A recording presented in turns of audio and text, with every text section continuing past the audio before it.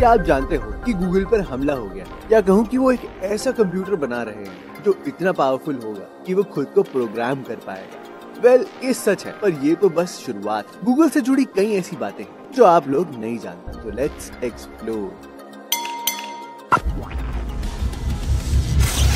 Google का main headquarters California में, जो कई एकड़ की जमीन में फैला हुआ है, जिसे गूगल कॉम्प्लेक्स कहते हैं। और यहाँ पर जो होता है वो आपको चौंका सकता है। नए लोगों के लिए गूगल ने एक मिशन बनाया कि स्ट्रेस को कम से कम रखा जाए। उन्होंने एक हाईटेक एनर्जी पॉड लगाया जो कि नासा की टेक्नोलॉजी से बना है। इसमें आपको थोड़ी देर सोने से ही आपकी काफी थकावट दूर हो जाएगी। प्लेग्राउंड में स्लाइड्स तो आपने बहुत देखे हैं, पर यहाँ पर एक फ्लोर से नीचे आने के लिए भी स्लाइड लगे हुए हैं। मैं जानता हूँ कि ये थोड़ा वियर्ड है, पर ये सोचो, इस छोटी सी चीज से थोड़ी देर के लिए ही उनका स्ट्रेस कितना कम होता है। और गूगल का कैंपस कुछ बना ही प्लेग्राउंड जैसे कि क्रिएटिविटी को बढ़ावा देता है। इसका एक एग्जांपल है डाइनो रन गेम। जब आपके इंटरनेट एक्सप्लोरर में इंटरनेट नहीं चलता तो जो गेम आती है वो वाली, वो एक्चुअली गूगल कैंपस में बने बड़े से टी-रेक्स डायनासोर स्टैचू से इंस्पायर्ड है। इसके पीछे एक फनी कहानी है। उस स्टैचू को वहाँ पर एक्चुअली तो इसलिए लगाया गया ताकि वो अपने वर्कर्स को बता सके कि गूगल कभी विलुप्त नहीं होगा, जैसे डायनासोर्स हो गए थे। गूगल ने अपने एम्प्लॉइज को अलग अलग कैटेगरी में डिवाइड कर रखा है। जैसे जो एम्प्लॉइज वहाँ काम करते हैं उन्हें कहते हैं गूगलर, जो वहाँ नए आए हैं उन्हें कहते हैं न्यूगलर, जो एम्प्लॉइज कंपनी छोड़कर चले गए और अब कंपनी के लिए वो एक्स हैं, तो उन्हें वहाँ बुलाया जाता है जूगलर। और अगर आपके पास पेट है तो आपको डूगलर कहा जाता है। गूगलर को जो पर्क्स मिलते हैं वो काफी ज्यादा होते हैं। उनको खाने के लिए अलग अलग देशों की डिशेस मिलती हैं जो केवल उनके लिए बनाई जाती है, जिसके उन्हें बिल्कुल भी पैसे नहीं देने होते। और उनके फाउंडर्स ने ये भी कह दिया कि कोई भी एम्प्लॉय कैफेटेरिया से 200 फीट से ज्यादा दूर नहीं होना चाहिए। यानी कि हर एम्प्लॉय की 200 फीट की दूरी पर एक कैफेटेरिया होता है। तो अगर ये काफी नहीं है तो ये सोचो कि जब एक गूगल एम्प्लॉय मर जाता है तब उसके पार्टनर को उसकी सैलरी का हाफ अमाउंट अगले 10 साल तक मिलता रहता है। और मुझे लगता है यही छोटी छोटी चीजें हैं जो गूगल को इतना सक्सेसफुल बनाने में हेल्प करती हैं। दोस्त, गूगल इतना भी पुराना नहीं है, क्योंकि गूगल 1998 में आया था, जबकि नेटफ्लिक्स 1997 में ही आ गया था। गूगल का रेवेन्यू काफी ज्यादा है। वो हर एक मिनट में $2 लाख कमाते हैं। हाँ, ये एप्पल के $3 लाख से ज्यादा नहीं है, पर फिर भी ये काफी बड़ा अमाउंट है। और गूगल की शुरुआत इसके दोनों फाउंडर के उस मुलाकात से शुरू हुई जब लैरी पेज ग्रेजुएट स्कूल में अप्लाई करने जा रहा था और सर्गे वहीं था और उसे लैरी को स्कूल दिखाने के लिए कहा गया। शुरुआती दिनों में गूगल का नाम तो उन्होंने बैकरब रखा। उसके पीछे एक रीजन था कि जब लोग वेबसाइट सर्च करते थे तो उसके पीछे के कई सारी लिंक्स देखते। तो उसका रीजन ये था कि अगर कोई भी वेबसाइट सर्च इंजन में सबसे पहले आती तो उसकी रैंकिंग ऐसे देखी जाती थी कि वो कितनी वेबसाइट में लगाई गई। मानो आपकी वेबसाइट के लिंक कई सारे वेबसाइट्स पर हैं, तो गूगल आपकी वेबसाइट को हाई रैंकिंग दे। सोचो, उन्होंने इस नाम के साथ 1 साल तक कंपनी चलाई भी थी, जिसके बाद बैकरब बन गई गूगल, जो एक वर्ड गूगल से बना है। गूगल एक बड़े नंबर को कहा जाता है जिसमें 100 जीरो होते हैं। ये बस इस बात को बताने के लिए रखा गया था कि गूगल पर लिमिटलेस इंफॉर्मेशन रहेगी। पर सच बोलूं, गूगल हमेशा से इतना हाईटेक ऑफिस नहीं था। सबसे पहले गूगल के पास डेटा 10 4 GB के हार्ड डिस्क में था, जो कि एक लेगो केस के अंदर रखा गया। इन ब्लॉक्स में रखने का फायदा ये होता था कि जरूरत पड़ने पर इनमें और स्टोरेज डालकर बढ़ाया जा सकता था। और अब देखो, गूगल हर दिन 20 पेटाबाइट की इंफॉर्मेशन क्रिएट करती है, और ये बहुत ही बड़ी बात एक बस 20 साल पुरानी कंपनी है। अब जानते हैं कि 20 पेटाबाइट कितनी इंफॉर्मेशन सेव करता है। तो सोचो कि एक 4 ड्रॉअर वाली कैबिनेट, वो जो बड़ा सा कैबिनेट होता है एक ह्यूमन साइज का, उसमें पूरे में हजारों फाइल्स पड़ी और हर फाइल में हर पेज पर इंफॉर्मेशन है। और अब इस एक कैबिनेट जितनी 1000 कैबिनेट को कंबाइन कर दिया जाए तो एक सुपर फाइलिंग कैबिनेट बन जाएगा, और फिर वैसे 20,000 कैबिनेट मिलकर एक पेटाबाइट बनाएंगे। तो अब देखते हैं गूगल के स्मार्टफोन ऑपरेटिंग सिस्टम को, यानी एंड्रॉइड। तो आखिर मोबाइल फोन के ओएस का नाम एक रोबोट पर क्यों रखा गया? तो एंड्रॉइड के फाउंडर्स में से एक थे एंडी रूबिन, उनकी पिछली जॉब में उन्हें निकनेम दिया गया था एंड्रॉइड, वो इसलिए क्योंकि उन्हें रोबोटिक्स में बहुत इंटरेस्ट था। इसमें इंटरेस्टिंग चीज इसका लोगो भी है। जिस इंसान ने ये लोगो डिजाइन किया था उसने इसे बाथरूम के साइन से इंस्पायर होकर किया था, क्योंकि एंड्रॉइड शब्द एक मेल रोबोट के लिए यूज होता है। तो उनके डिजाइनर ने इसमें मेंस बाथरूम के साइन में थोड़ी एडजस्टमेंट करके ये लोगो बनाया था, और इसमें ग्रीन कलर ग्रोथ के लिए यूज किया गया, शायद क्योंकि प्लांट ग्रीन होते हैं और प्लांट ग्रो होते हैं इसलिए। आप सब जानते हो कि माइक्रोसॉफ्ट विंडोज के मोबाइल फोन सॉफ्टवेयर मार्केट में कुछ खास जम नहीं पाया था और एक तरीके से फेल हो गया था। पर इसका मतलब ये नहीं है कि उन्होंने कुछ नहीं कमाया, बल्कि माइक्रोसॉफ्ट ने एंड्रॉइड के जरिए कई सारे पैसे कमाए। हर एंड्रॉइड फोन पर लगभग 5 से $15, क्योंकि एंड्रॉइड की कई चीज विंडोज से मैच करती थी, जिसका पेटेंट माइक्रोसॉफ्ट ने ले रखा था। केस को कोर्ट ले जाने से बेहतर माइक्रोसॉफ्ट ने उस मामले को वहीं निपटाने का सोचा और उनसे रॉयल्टी मांगी, जिस वजह से हर एंड्रॉइड फोन के एंड्रॉइड को पैसे देने पड़ते हैं।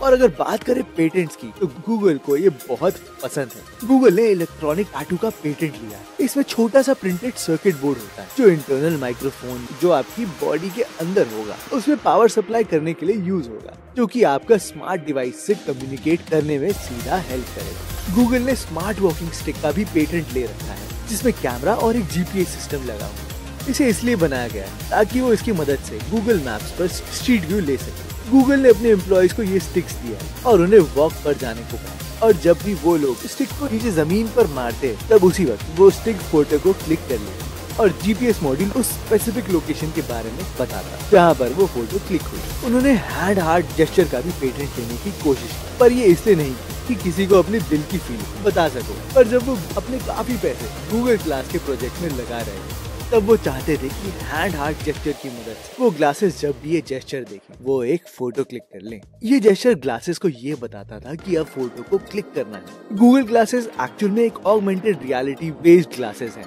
आप सभी ये जानते हो कि गूगल काफी पैसे एड से कमाता है, और ऐसे में एड से ज्यादा पैसे कमाने के लिए आपको ध्यान में रखना होता है कि आप जो एड्स दे रहे हैं वो उन्हीं कंज्यूमर तक जाए जो वो देखना चाहते हैं, जो उसमें इंटरेस्टेड है। मानो आपके पास कई एड्स जो आप लेना चाहते हैं और आप उन एड्स के जरिए वो खरीद लेते हैं, तो ऐसे में तो आपका भी फायदा है और उस कंपनी का भी। ऐसे में दोनों के फायदे से गूगल अपने पैसे बना लेता है, और उन्होंने ये बात क्लियर कर दी कि वो इससे बढ़कर कुछ नहीं चाहते। उन्होंने स्मार्टफोन में ऐसे जेस्चर लगाने का पेटेंट लिया है जिसकी हेल्प से उस इंसान को आसपास के एनवायरमेंट कंडीशंस जैसे लाइट और टेम्परेचर के बारे में पता लग सकता है, ताकि वो जानकर उसके पास उसी तरीके के एड्स आ पाए। फॉर एग्जाम्पल, आप मानो कि आप कड़ी धूप में खड़े तो वो आपके पास आइसक्रीम पार्लर का एड या सनग्लासेस का। अरे वाह! उन्होंने गेज ट्रैकिंग सिस्टम को भी पेटेंट किया, जिसमें गूगल एड शो होने पर गूगल देख सकता है कि लोग उसे देख रहे हैं या नहीं। वो ये देख सकते हैं कि आपका पीपल किस तरफ देख रहा है, और इवन उसकी डायलेशन भी देख सकते हैं,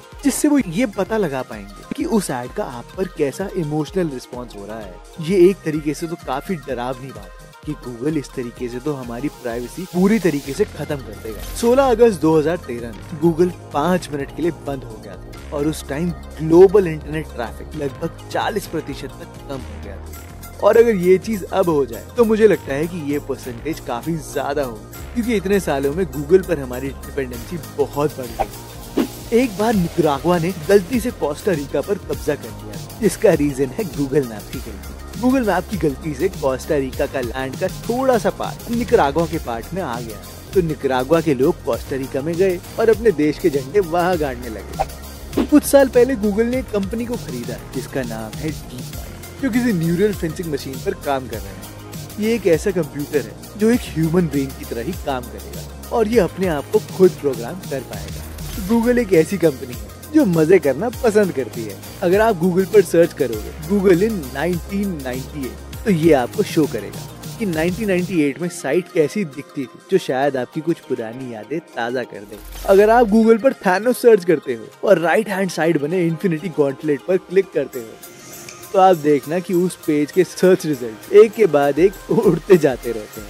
और एंड में बस 50% ही बचे रहेंगे। और ऐसा फिर से क्लिक करने पर सब वापस आ जाएंगे।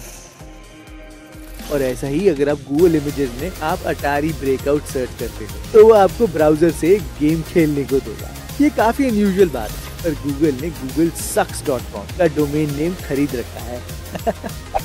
आप शायद ये नहीं जानते होंगे कि Gmail डॉट्स इग्नोर करता है अगर आप डॉट और बिना डॉट वाले मेल आईडी पर मेल भेजते हो तो वो दोनों को सेम जगह ही भेज देगा। अगर बात करें गूगल मैप्स की तो ये समय के साथ साथ काफी बेहतर हो गया, जिसमें आप वर्चुअली कहीं भी जा सकते हैं, चाहे वो माउंट एवरेस्ट हो या ताज।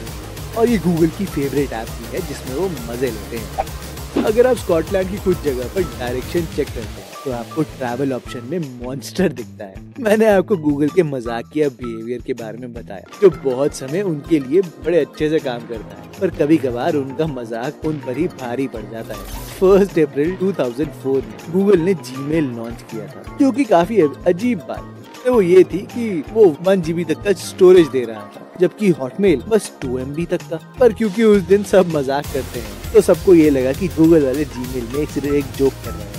ऐसा ही इंसिडेंट 1 अप्रैल 2007 में हुआ, जब गूगल ने अपने सारे एम्प्लॉयज को मेल भेजा कि ऑफिस में एक पाइथन खुला घूम रहा है। और जो मजे की बात है वो ये है कि ये सच था।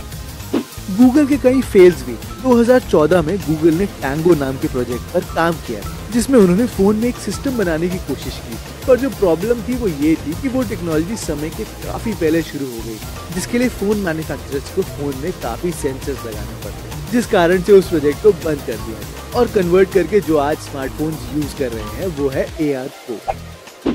गूगल की एक वेबसाइट और थी, helpout.com। मुझे लगता है उसमें काफी पोटेंशियल थी। ये वेबसाइट थोड़ी फाइवर की तरह थी। इसमें किसी को कोई हेल्प चाहिए होती थी तो वो इसमें किसी एक्सपर्ट से बात करके प्रॉब्लम सॉल्व कर लेता था। जैसे मानो आप एक कंप्यूटर एक्सपर्ट हो, आप उस पर पार्टनर बन जाते हो, तो अगर किसी को कंप्यूटर में प्रॉब्लम आ रही है तो आप उसकी प्रॉब्लम सॉल्व कर सकते हो और वो आपको इस बात के पैसे दे सकता है। बस यही था। एक चीज जो गूगल बहुत ही अच्छा कर रहा है वो ये कि वो अपना एनवायरमेंट इम्पैक्ट कम कर रहा है, जिस वजह से आज गूगल 100% रिन्यूएबल एनर्जी पर चल रहा है। तो उनके ऑफिसेज और डेटा सेंटर्स में जो भी एनर्जी यूज होती है वो रिन्यूएबल सोर्सेज से आती है। गूगल घास काटने के लिए ट्रेडिशनल मेथड्स यूज ना करके अपने गूगल प्लेक्सी घास को कम करने के लिए 200 बकरियां रखी हुई हैं जो उनके लॉन की घास खाती हैं। ये अपने एम्प्लॉयज को कैंपस में बाइसाइकिल चलाने के लिए कहते हैं और ये दुनिया में कुछ जगहों में से एक है जहाँ साइकिल को लॉक नहीं किया जाता। आपको बस एक साइकिल उठानी है, उसे चलाकर उस बिल्डिंग तक ले जाओ जहाँ आपको जाना है और वहीं दूसरे इंसान के लिए छोड़ दो। उनके ऐसे बर्ताव के कारण वहाँ पर हर हफ्ते 250 साइकिल्स तक खो जाती हैं।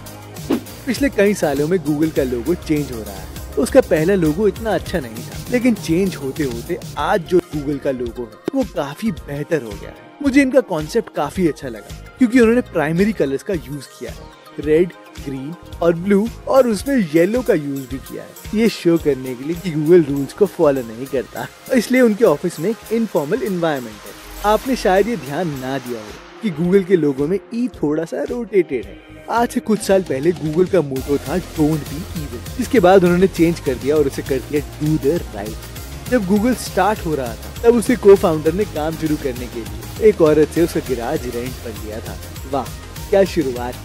समय के साथ पता चला कि वो औरत थी सुजन वुजिस्की, जो कि अभी यूट्यूब की CEO। गूगल कैलिकिया नाम की बायोटेक कंपनी को फंड दे रहा है, जिसमें वो डेथ से बचने के उपाय ढूंढ रहा है। आप शायद जानते होंगे कि गूगल को अल्फाबेट नाम की कंपनी ने खरीद रखा है। तो इसमें जो मजेदार बात है कि जब कंपनी को पता चला कि alphabet.com पहले से किसी ने ले रखा है तो उन्होंने अपना URL abc.xyz रख लिया। कंपनी का जो लाइफ लॉन्ग मिशन था वो ये था कि दुनिया की हर बुक को स्कैन किया जाए। इससे उन बुक्स का डेटा कभी खत्म नहीं होगा और वो हमेशा चलेगी। तो ऐसे में लाइब्रेरीज से गूगल हेडक्वार्टर्स में ट्रक भर कर बुक्स आती और स्कैन होती थी, फिर वापस भेज दी जाती थी। पर 25 मिलियन बुक स्कैन करने के बाद ऑथर्स और पब्लिशर्स ने गूगल को कहा कि आखिर तुम क्या कर रहे हो। गूगल ने सोचा था कि बुक्स को स्कैन करने से किसी को कोई प्रॉब्लम नहीं है, पर गूगल को इस हरकत के लिए कोर्ट में ले जाया गया। उन रिकॉर्ड्स को खत्म तो नहीं किया गया, पर उन 25 मिलियन बुक्स को पढ़ने की इजाजत किसी को नहीं है। Last but not the least, वैसे काफी फनी भी। गूगल एक बार याहू को अपनी कंपनी बस $1 मिलियन में बेच रहा था, पर याहू ने नहीं करी और अब गूगल की वैल्यू 3000 गुना बढ़ चुकी है। तो दोस्त ये थे गूगल से जुड़ी कुछ ऐसी बातें जो ज्यादातर लोग नहीं जानते। अगर आपको ये वीडियो पसंद आई है तो इस वीडियो को लाइक जरूर करें और इस चैनल को जरूर सब्सक्राइब करें, क्योंकि हम आपके लिए ऐसी ही वीडियोस लाते रहते हैं।